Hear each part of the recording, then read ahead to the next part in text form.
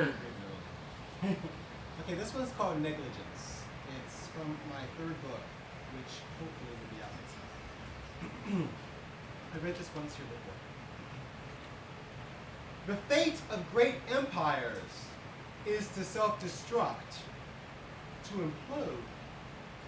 The pattern of humankind is just that predictable, we are told. When the church fires erupted just before the crack of dawn, the terrorists responsible had long since fled into the safety of pedestrian shrugs, the doubtless benefit of the protection of their pale complexion, as the acrid, suffocating smoke rose like a volcano rudely roused from slumber. People leaping from their beds, becoming aware of the commotion.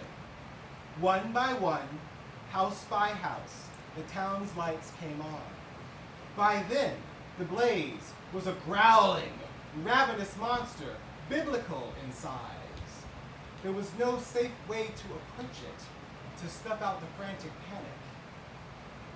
Many people lining the streets, listless, impotent, petrified, mouths agape and wide-eyed shock, breathing in the corrosive fumes. Corroborative amnesia is like this, a permanent stench of the nation, a stink in the nostrils, burning down to our bones, like the ghouls of alarming decay.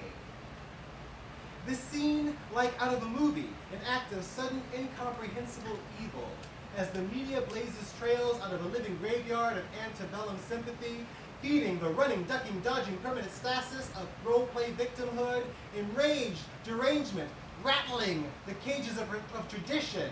Pacifism never did us any fucking good. Another senseless massacre in progress. A bombing here, a shooting there. A man who sat calmly in Bible study with his victims for an hour and reloaded 5 times.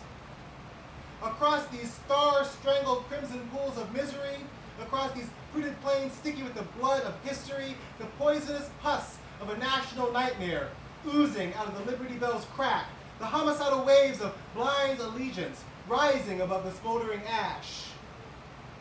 Don't end up just another body outlined in chalk.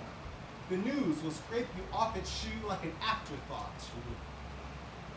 Protests greeted with tear gas, pepper spray, rubber bullets, indifference. The madness of fear-mongering, the fear of going mad ourselves.